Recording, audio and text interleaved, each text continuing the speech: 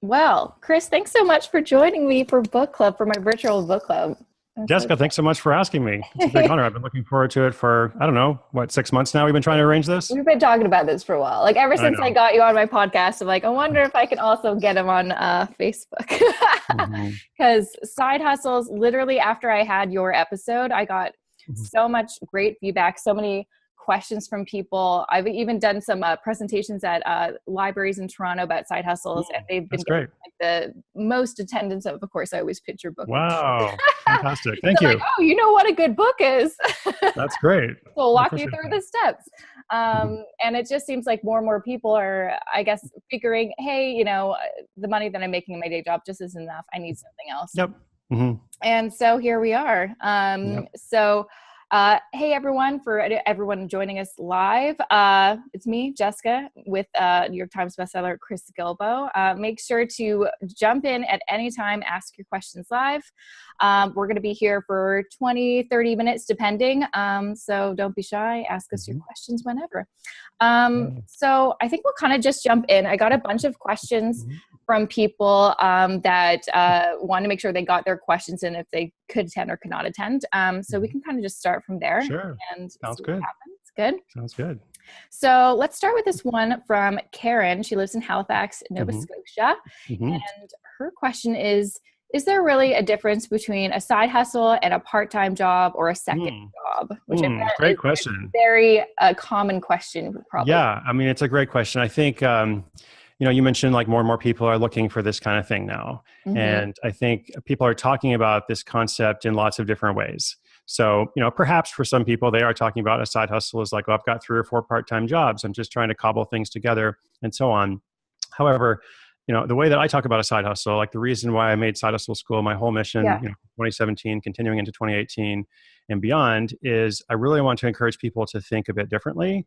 And so I see a side hustle as something that you are creating for yourself. Mm-hmm. It's not just like a second job, right? So we all have these, busy lives, lots of work responsibilities elsewhere.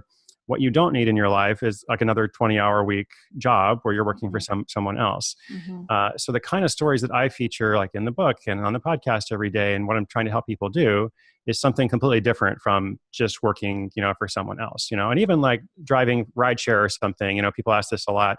Yeah. I'm like, well, it could be a side hustle, but still you're on somebody else's platform. Okay, and so Mm-hmm. they're setting the rules essentially, and they determine the competition, they determine your compensation, like all Yeah. that kind of stuff. Mm-hmm. So I'm encouraging people, like, let's find a way to use the knowledge that you already have.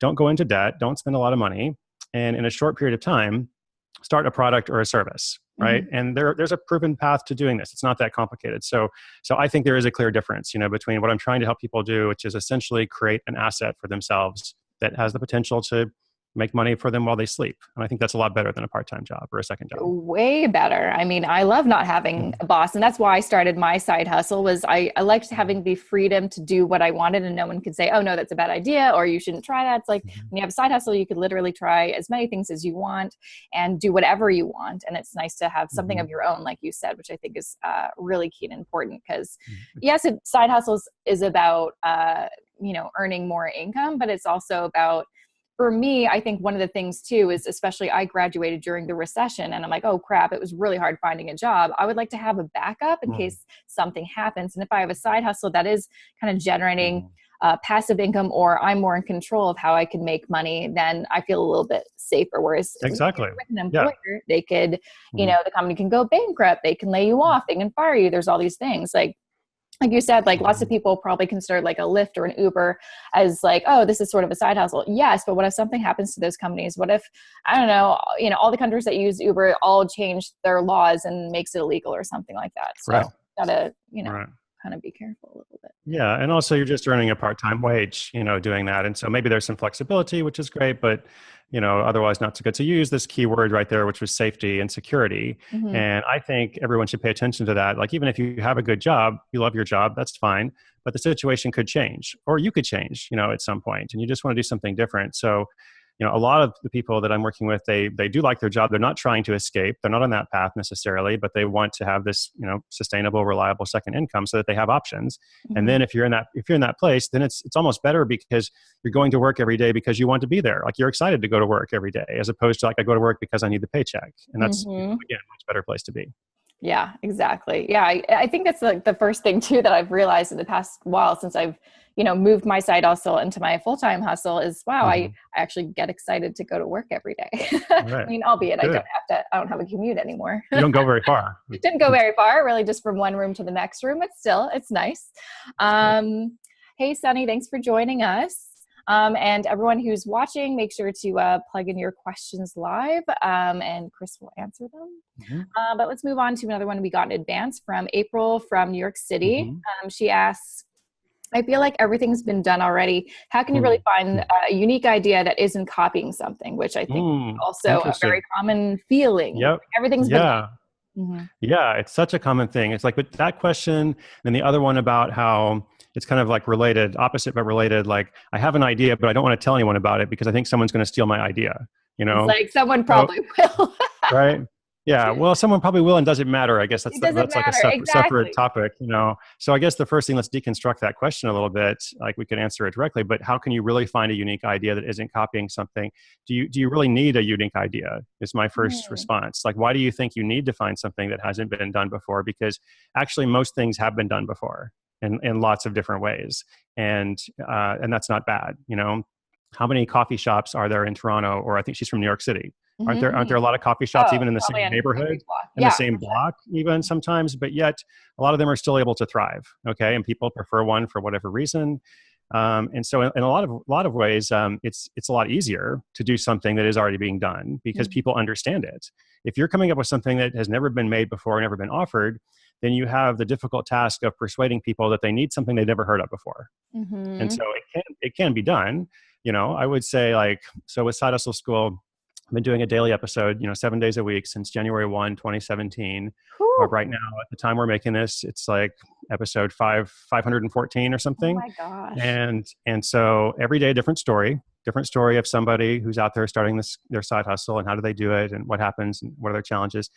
I mean, probably maybe 1 out of 20 or something stories are like somebody comes up with something that has never been done before. And I'm like, wow, that's pretty cool. So if you have that vision for it, that's great. Like if you're going to make the next iPhone, great. I mean, you'll be an Uber billionaire. But if you're not, or if you don't know what that thing is yet, there's still all kinds of other stuff that you can do, so much other stuff. So I actually don't think you have to find something that is completely unique and has never been invented before. It's so much easier to ask yourself the question of, okay, what am I good at? What knowledge do I have? What skills do I have? How can I apply those?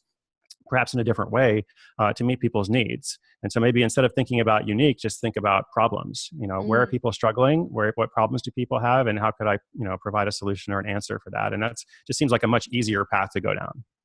Exactly. I feel what like, do you think? Yeah, no, I totally agree. But I think one thing that kind of pops up too, especially since I'm, started blogging. And when I did, it seemed like everyone started a blog. And now 7 years later, literally everyone has a blog. Right. And it's like, it's hard because it seems like, should I even be doing this? But my answer to this is that people were saying that the blogosphere is saturated 7 years ago when they started. And now I get same. I heard the same thing. Same thing. So I felt it was actually, I had that worry myself. Well, me too. I'm like, I could be wasting years of my life and just, close shop, because there was a lot of bloggers who I loved and they would do it for a good 3-5 years. And then they would just end because they're like, there's, it's too much work, or I want to live my life again and whatever. For me, I think it really comes down to like, if you're passionate about it, you should do it. If you like to write, that is why you should start blogging. Because it's a lot of writing and stuff like that. But I think you shouldn't really worry about if people are already doing it, or if you feel like I feel like if you're worried that you're copying people, then you need to really do something unique. You need to have your own unique and independent voice and stuff. You don't want to copy somebody.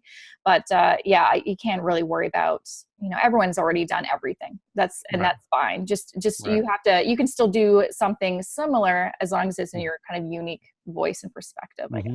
That's great. That's how I felt about podcasting also, because I started my podcast last year, and you'd probably been doing it for 7 years. I don't know. I was like 3. I was like, I'm so late. 3, but I know I'm so late, but I'm so glad I started. So It's like there's an old Chinese proverb about the best time to start was yesterday. Yeah. But if you miss that, then today's good too, Exactly. And the exciting thing too, especially with podcasts, is there's so many great new ones that are popping up from people that I think used to be a blogger or just online marketer, and they didn't do podcasting. Now they're starting podcasts. I'm like, I'm so glad they did, because this is some really great stuff. So just think of it that way. It's like maybe your audience is waiting for you. So why not? Yeah. Oh, we got a lot of highs. One from Stacy and Yunso. Welcome. Thanks for joining. Make sure to ask us a question while you can. So we've got another question here from Mike from Portland, who submitted a question earlier. He said, yay, love Portland. I like the idea of side hustles, but I don't like the idea of committing. Do side hustles have to be a long-term thing that leads to me like quitting my day job? Is it worth it, or realistic to start one just for a few months or a year, then quit it? The beautiful thing about this kind of project is it can be whatever you want it to be. And some people have the aspiration of, I want to start a business that will eventually replace the income from my day job, and then that becomes, my thing. Lots of other people have very different aspirations. Lots of other people are just like, I want to dabble a little bit. I want to express my creativity. Like, I've heard about this stuff before, but I've never tried it. And I don't want to be a quote unquote entrepreneur. I don't want to have a startup. I don't want to, go out and borrow money. But if there's something I can do, if there's something that I can do, wouldn't it be fun to get paid an extra $500 a month or $1,000 a month or whatever it is? So actually, I'm a big fan of encouraging people to start projects and then stop them. Like, if you do something for a while and then you're ready to do something different, that's great. I mean, successful people actually do that all the time, I think. So no, you don't have to, for your first project, like make a commitment that you're going to keep for years and years. In fact, I think that would be a mistake because you don't know. There's so much you don't know. Unless you have your life vision. If you know what your mission is in life, then great, do that. But a lot of the rest of us, we're just kind of figuring things out, and we know what we like, and we kind of, as we do things, we discover our strengths, we discover what people respond to, and so on. So I don't think you have to be afraid of that kind of commitment. Yeah, I think that one of the issues too I had when I was starting out, because I used to think, oh yeah, do I have to do this for a long time? Because it seems like all the bigger bloggers, I've been doing this for 10 years or whatever. Like, I guess I have to do this for a while if I want to, get some attention or build this into something. And everyone always says, and this is more specific to like online marketing or business, blogging and stuff like that, is it's all about consistency. So, starting a podcast, and I have to commit to at least like a year, because it takes a while to kind of build that and build it. But so I think it depends on, what it is. But again, just like you said, I haven't been doing the exact same thing for like 6-7 years. I've shifted, pivoted. I'm doing something kind of totally different, still in the same sphere, but doing I just came up with the idea to do this virtual book club last summer. That's something I just came up with, I know. And you've done how many episodes now? Like, you've done it every month since then, right? Oh, not every month. That would probably I think I've probably done maybe 5. I've done a lot. I think You've done 2, 5. more than 1. Okay. More than 1. Right. Yeah, exactly. I've done quite a few, and it's just about testing it out. Okay. Okay. So we got Sunny. I don't know if this is a question or not, so I'm going to read it out loud and we'll see. Okay. Thanks, Jessica, for doing this. I do software development and really like the idea of having a side hustle. I feel like it's easy for me to build an app, but I have no idea how to get clients because that's not my expertise. What steps should a technical guy like me have to sell it? Interesting. Yeah. Well, you've got some very valuable skills, first of all. I mean, you probably realize that in the job market these days, like a lot of people want to be able to do what you can do. So that's a good start. And I think, I don't want to say the rest is easy, because it's not easy, but the rest is easier to obtain than it is to like become an app developer or programmer or something. And so, I think the question is, what are you truly offering? Like, are you offering, what does this person wanted to do, app development? Is that right? Do you want to do? Yeah, I think that's what they're kind of moving towards. Two different paths there, right? So one path is like, I want to make apps for other people. Okay, a lot of money can be made in that for sure. I mean, like a lot of people don't know the first thing about making an app, and so a lot there. Or the question is, should I apply my skills more entrepreneurially and figure out what kind of app should I make? And therefore, who are my customers and clients? I think that's the bridge. That's the starting point. And then if you're going to do the first thing, well, you probably need some sort of online home. You don't need like a fancy website or anything, but you need something that people can go to. Then you start by asking your friends, who needs something. You post on LinkedIn, stuff like that. I feel like one thing tends to lead to another in terms of that kind of referral, especially for something that's very much in demand like that. Absolutely. Yeah, it really is kind of like the old school. It's like you just have to kind of tell your friends and family and Uh-huh. kind of go from there. And now there's all these Yeah. great online outlets. Like there's Facebook groups that allow you to kind of promote whatever you've got going on. There's Mhm. Reddit where, you can start conversations and stuff like that.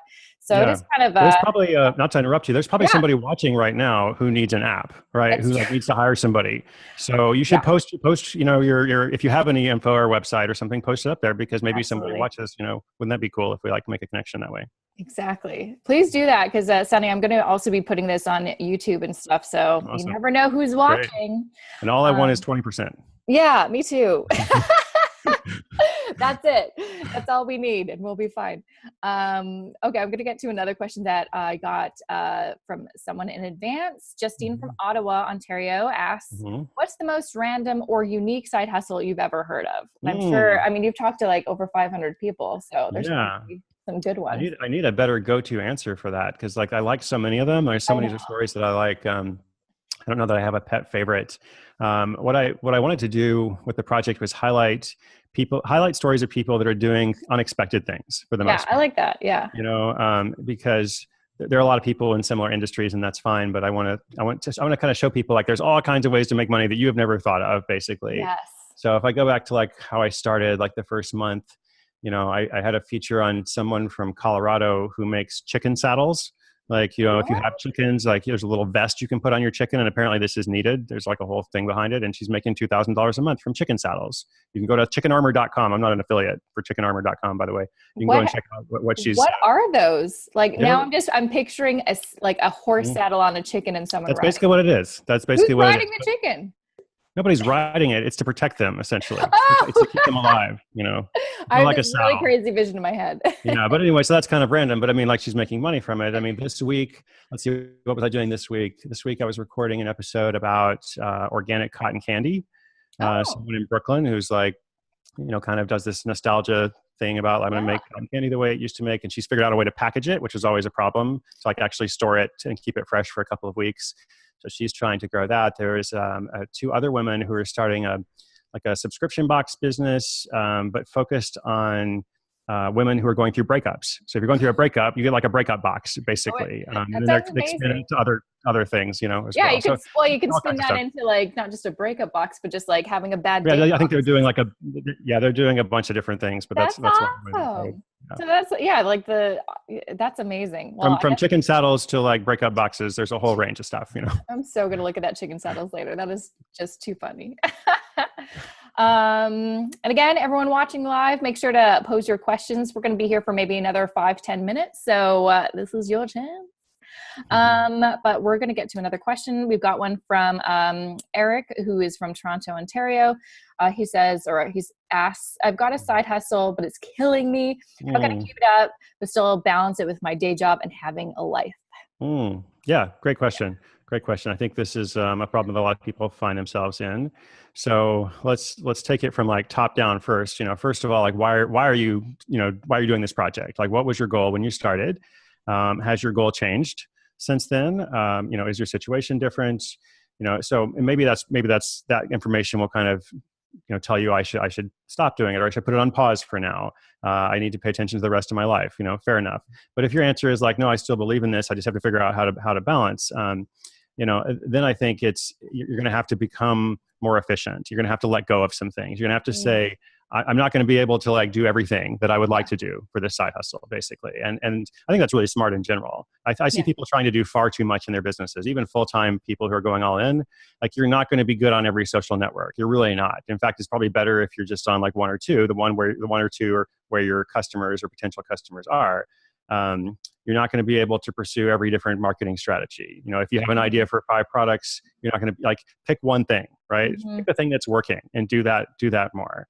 Maybe my other comment would be like, you can't create more hours in the day. Like, I understand that, but Yeah. it is really important that whatever you're doing for your side hustle is something that you are looking forward to and you are excited about, because life is stressful and we are burnout in various ways. And so we need something that we can look forward to at the end of the day or the weekend or whatever it is, wherever we put that time in.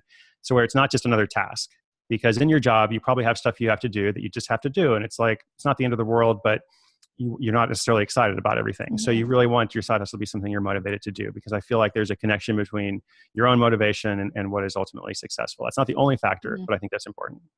One question I have on top of that is, does it make sense if you are just doing a side hustle to outsource or to hire somebody to help you, like a virtual assistant or something? Sure, it can. It can. I mean, I think it's best, like once it's actually working well, I think it's really important that you understand like each aspect of your business. Yeah. But once you do, if there's something you find yourself doing that's repetitive, or it's taking your time that you could be better spent somewhere else, then I think that's the best time to look at that kind of investment. Okay, cool. Okay, we got a live question from Keith. Hi guys, thanks for the Facebook Live. I'm passionate about using money effectively, which is in part how I made my way to Jessica's original blog. My dream side hustle would be to help others with their money. However, I have no idea how to monetize it. I feel it would be inappropriate to do so without formal training, and it's tough logically and ethically to make money from people who have none. Oh man, this is what do you think about that? That's a question for you, Jessica. Yeah, I'm like, this is close to home. And this notion of helping others with money isn't going away, but I'm struggling to figure out how to model it. Any ideas? Well, here's the thing. First off, that's a tough question, because for me, like most of what I do, most of the content that I provide, which is educational to help people with money, is totally free. So that is how I help those people that don't have money but still want help. That's how you can help them. And that's easily something that you can do. How I earn money off of that content is I do work with brands. So I partner with them. I promote one of their products that I, of course, vet and I think is okay to promote to my audience. That's how I earn an income. And that allows me to, make, have the time to make this free content. And then on the other side of things, like you mentioned, I also kind of struggle with that. I wanted to do some money coaching, but I didn't feel comfortable doing that without formal training. So I did sign up for a program. So I became an accredited financial counselor in Canada. And so I got that certification. I'm really glad I did, because I actually learned quite a bit on how to actually counsel people and their finances. And now I offer financial counseling. So it might be for you doing something similar, definitely looking at some kind of program that makes sense for what kind of field you want to go into when it comes to finance and helping people, and getting some formal training. I think that's always a good idea. And in terms of monetizing, for me, it's been a trial and error kind of thing. And it may make more sense, instead of doing the brand partnerships thing, provide free content, and then kind of like Chris says, have some sort of a product or something that you can sell, like, an online course or something like that might, so people that can't afford to can buy that, and you can make income that way. Hopefully that helps. That's like my job in a nutshell. That was great. I completely agree with all that. I would just add maybe like that the more you can connect your service to results, the better it's going to be for you, the easier it's going to be to attract clients. If you're trying to help people with their money, presumably in some way you're helping them make more money, whether it's through saving or increasing your income or whatever. And so if you can pick something kind of specific, instead of just like help people with their money, like student loans, for like student loan debt, that's a huge, huge need, especially in the States, but elsewhere too. I've got all this debt that I took on. What do I do about it? And there are lots of like little tips, like just strategies, but there's also like tips and tricks about how you can get that reduced, or like the payment schedule deferred, or the interest lowered. And so if you can help people with that, for example, this is just one example, it's a really specific result. You can say, okay, if you do this, then you're going to get this, and therefore this is my fee for that. And it's just, if you can help people make a tangible difference in their lives, then it's obviously worth something. Absolutely. And a good example, actually, I'm going to air this episode soon on the podcast. Kathleen Hart, she's a negotiation coach. And so she helps people negotiate their salaries or to get a promotion. And so her results are, if you work with me and, we do this kind of program together, you'll be able to, earn this percentage more than you're currently earning. So that's a good example too. And that's like, when I heard that, I'm like, oh my gosh, I wish I hired you when I was working in the corporate field. I was doing it all wrong. That's great. Yeah. So thank you so much, Keith, for your question. We'll just we just have two more that I got from people in advance, but if we get someone live, we will take that in its place. We've got Hannah from Toronto. Her question is, I hate the idea of selling, and I'm kind of afraid of seeming like a sellout or a used car salesman if I was to sell something, but I also want to make some extra money with a side hustle. Is there a way to get over this feeling of that sales is bad? Interesting. I almost feel bad, like maybe just a little bit for all the used car salesmen of the world, because we always use them I as an example, know. you I know. know. I'm sure they're But fine people. They're just doing their job. I mean, here's the thing. I don't really like selling either. I guess what is selling? I mean, I think the way that you're thinking of selling is something that is unattractive. It's like the way that none of us like it. It's like pushing something on somebody, Yeah. or otherwise using devious means, or trying to persuade people, hey, you need this. Like, what's wrong with you? Why wouldn't you do this? You know. Whereas at least, for me, my strategy for 10 years now has been one much more of recruitment than evangelism. So I'm not Mm. going out trying to sell like vacuum cleaners door to door. Like it is possible to be successful doing that. If you knock on enough doors, somebody's going to buy that vacuum Yep. cleaner, but Mhm. at what cost to you? Because you're going to get rejected 99 times in a row or whatever. And that just sucks, literally with vacuum cleaners. But, Good um, one. you know, I think of selling as connecting with people, right? And like, here's what I've got to offer. Here's the service. I know it can help people. Here's what so-and-so said about it. Jessica said that, she signed up for this and this was her result. Would this be helpful to you? And I guess maybe here's the other big picture question to ask yourself, and then I'll stop, is haven't you been sold to before in a way that you actually felt really good about? Yes. Right? Hmm. Isn't there ever a chance that you have been somewhere and like you've been upsold, but in a good way? Like, would you like this? You're like, actually, I would like that. That's good. That's going to Yeah. go away feeling okay about it. So I think that's the kind of dynamic that you're trying to create. You actually can make people's lives better, by offering your product and service. And if you have something of value to offer people and you don't offer it to them, you could argue, the counter, you could argue that you're actually doing them a disservice by Yeah. not offering them that. Yeah. No, and I think that's a really good way to think about it, or change your mindset about it, is just think of when you were sold something and you appreciated it. Like I've done that where I'm like, wow, I'm really glad I found you because you have the, answer to my Right. question or the Exactly. solution to my major problem. Mm-hmm. And just think of it kind of that way. And that's what I kind of try to do too, is I try to think of it instead of sales as in just helping people with their problems. Mm-hmm. And I never try to sell to someone who clearly is not interested. That's just like a waste of everybody's time. Okay, we have one more question, then we'll kind of wrap things up here. Rob from Vancouver asks, I'm an introvert and I don't generally feel comfortable selling, but I definitely want to start a side hustle to make some extra cash. Any tips for introverts like me? Cool. I'm an introvert too. Strongly identify with that. So, So am no, I, surprisingly. 100%. Because I wouldn't No, I think think you would be an no, introvert because you're doing 100%, all these 100%. things. Yeah. But that's different, as as an introvert, and as Rob knows, has nothing to do with how you can present yourself. It has to do with where your energy comes from. And if you go out and do a public thing, then an introvert needs to go away and recharge, whereas the extrovert's like, yeah, I get it. I'm getting energy from this, right? Yeah. That's the main difference, and it kind of drills down from there. So this is the great thing about the internet, is you're doing stuff online and you can do it in a way that you feel comfortable with. You can do it in people often ask, like, should I share this information or not? I'm like, well, do you feel comfortable doing it? Like, would you be okay with that? If so, yes. If not, then don't, basically. And I think it obviously depends on what kind of project you want to have. If your side hustle requires you to call 10 strangers, every day, then that's probably not the best one for you, if you're the introvert. But there's probably many other things you could do, right? And if you acquire the power of observation, learn to develop your curiosity. I mean, I'm sure Jessica talks about this sometimes too. Like, just learn, like, where do good ideas come from? As you get more and more ideas, some of them are naturally going to fit along, with your personality, your persona, your skills, like what you're comfortable with, all that kind of stuff. So just do those, and don't ever try to de-introvert yourself. That would be a huge mistake, right? It's not like I'm going to psych myself up and become an extrovert. Don't do that. Don't do it. It doesn't work anyway.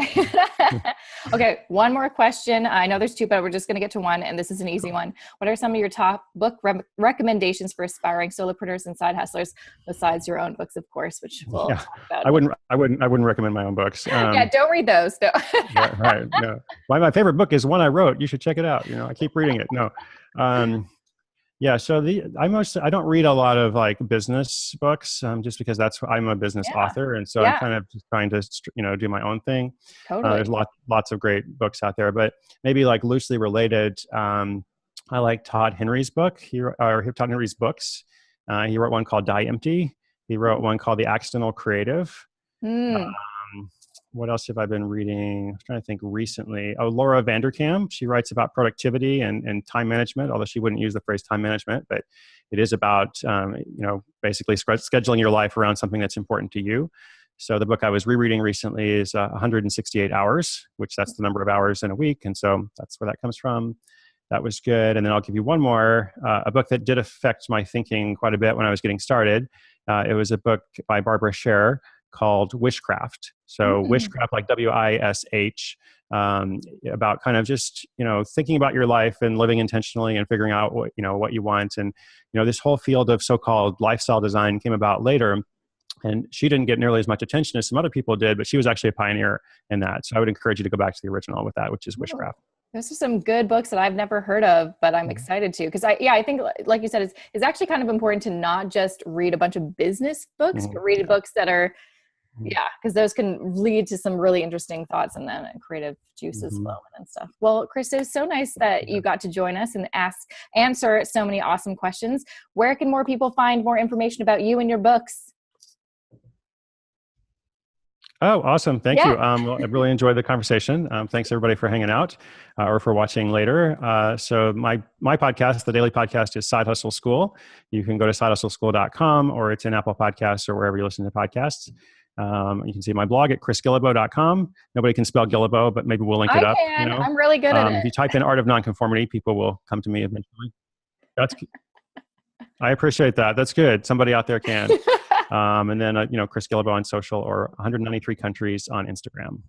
Awesome. Cool. Well, this was fabulous. I wish I could do this every day with you. I lost you for a second there. I know. Okay. It's okay. It's okay. It's near the end. But yeah, thank you so much for joining us. Awesome. Thank you. Have a good rest of your night. Thanks everybody for joining us too. Bye.